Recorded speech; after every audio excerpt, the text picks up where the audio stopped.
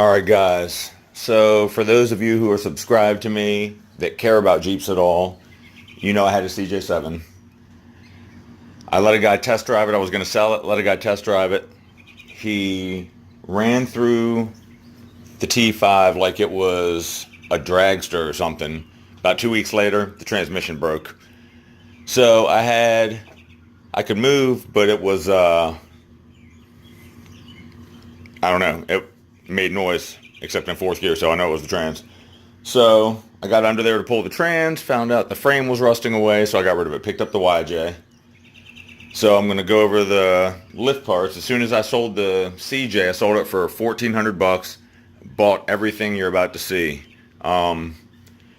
which is the entire lift, the complete lift. I sold the wheels and tires off the CJ before I sold the CJ itself, and I bought the new tires that I'm putting on, which I had 33 1250s, sold those, and I got 33 1050s. So let's go over the lift real fast. This is like a part one, I guess.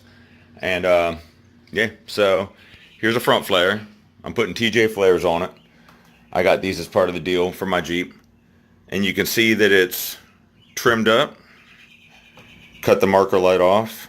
And so what my plan is, because I don't like the TJ marker lights on the YJs, I don't think it looks very good. So my plan is to cut it at an angle, sort of. I'll have to wait till I get it on so I can figure out where I'm cutting it. And the angles don't line up, as anyone who's ever looked into this knows, from the front fender and the flare. So the fender kind of sticks out like that. So I'm going to cut it. I'm going to cut the fender. I'm going to bend it down, and I'm going to re-weld it. So this is where I cut. I don't know if this line's going to show up very well. This line right here, got it all the way around. I did the same exact thing on the front flare, and I need to pick up another one because I got a little crazy. That's exactly 1 inch. So that's what I'm going to do. Since I cut the marker light out, I picked up these LEDs. They flash yellow. I'm going to stick it somewhere in this area, right around here. That's, I think, a 1/4 inch. So I'm going to have it coming through somewhere around here. I haven't figured it out yet. Anywhere along here, it doesn't matter. So that's going to be that. And on my YJ, it's an 89. So that doesn't flash with the turn signals. So it doesn't matter. Got the extensions for the flares, but what I think I'm going to do is cut the factory steps so that they match the shape of the rear of the fronts and the front of the rears. So I'm going to keep that. Alright, so here's my springs. These are the Mountain Off-Road bushings. And the Old Man Emu 036s. Heavy duty, all 4 of them. I told the guy I bought them from, I can't remember the name of the shop I bought it from, but they were like $90 a piece. I said, listen, man, I don't have a tire carrier. I don't have a winch. I don't have any of that. He says, go with heavy duty anyway. You won't regret it. So I went with heavy duty.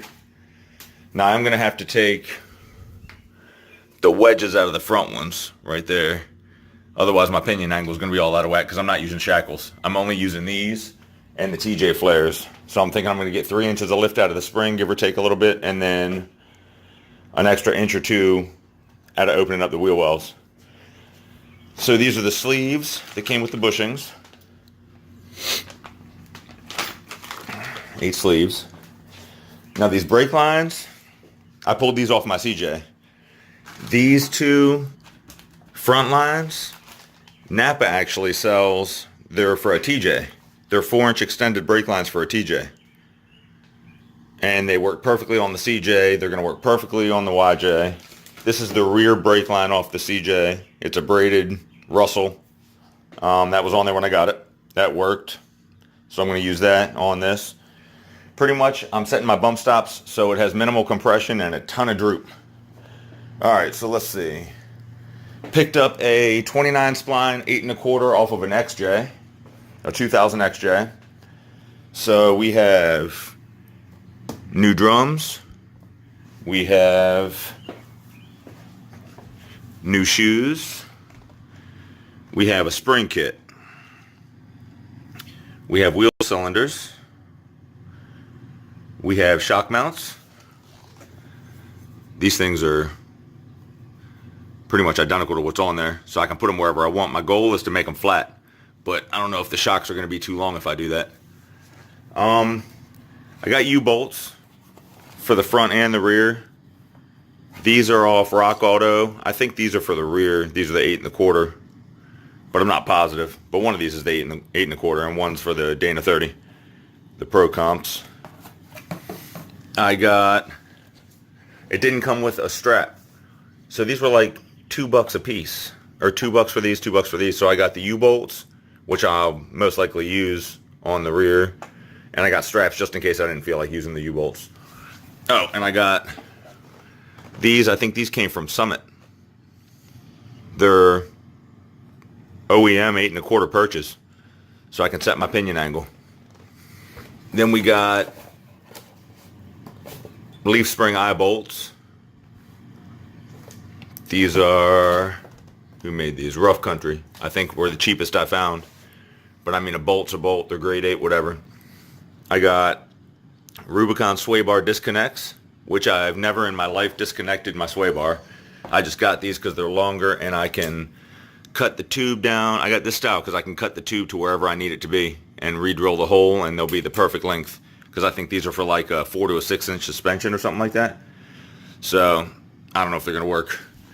Oh, and the 8 1/4 I got has 410 gears. And I got a Dana 30 with 410 gears as well. And that 8 1/4 was not cheap, but it's going to be stronger than the 35 and it has the right gearing. So it's cheaper than getting a re-gear. So for the Dana 30, I got, because it's from a 94 or 5, so it has different calipers and everything. So I got calipers from Napa. I got pads. I got rotors. I guess that's really it for the front axle. Not too much to it. I got these U-joints for I'm using a front TJ shaft in the rear. So these are the two non-greasable U-joints that are going up in the CV end. And I have to get another one that's greasable or non-greasable or whatever for the axle end. So then we got shocks. Now I was going to get Old Man Emu shocks, but they were twice the price of these. And apparently these ride smoother. Like apparently a lot smoother. So what I did is I got the Skyjacker, the 7000 series. But I got them for the 3 to 4 inch lift or whatever. Because like I said, I'm setting it up for all droop. Because I have the super long brake lines. So it's going to extend as far as those leaf springs will stretch. Now, I'm probably going to paint them black or something. I don't know what I'm going to do. I don't even know if I'm going to use these shock boots. But there's the rears. Here's the fronts.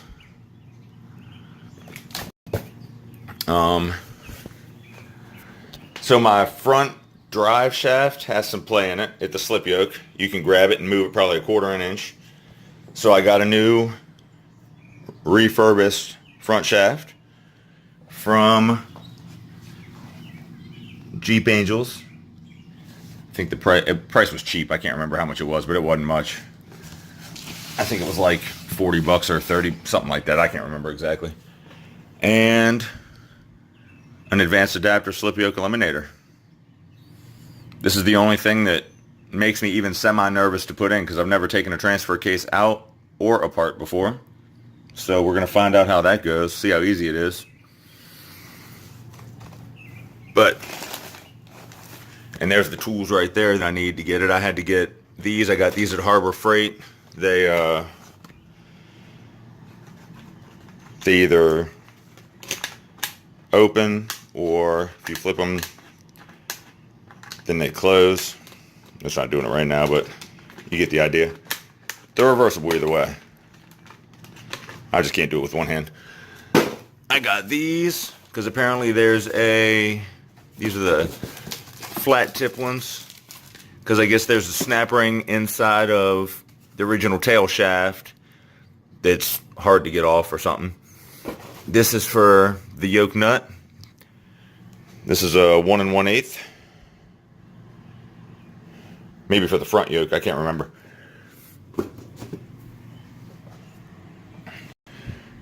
So yeah, that's it for this stuff. Let me get to the axles and I'll be right back. Alright, so here's the 8 1/4. It's from a 2000 XJ with 410 gears. Paid a few bucks for it, but it was still cheaper than buying the gears, the bearings, and paying someone to set it up and still having a Dana 35. Even though mine's a non-C-clip, I figured I could find it with 410 gears already and I'm good to go. Here's the Dana 30 from, it's either a 94 or 95 4-cylinder YJ, so it's got 410 gears as well. And it came with a track bar, which I'm not going to use. It came with some tie rods that I'm not going to use. I'm going to be doing a flip on it though. And yeah, this is 410 gears as well. There's my tires.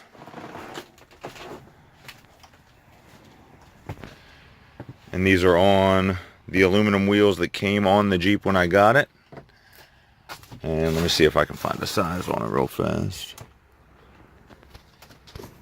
There it is. I don't know how well it's going to show up. We got 33 1050s. And they look perfect. I had these in 33 1250 on the CJ and they looked ridiculous. So these are like, with the way the tread wraps around and everything, it makes it look wider than it actually is, so they're perfect. I put one on the front and it was beautiful. And I'm still using this editing app, so I'm going to see if I can't put a picture of it in there, if I can figure it out.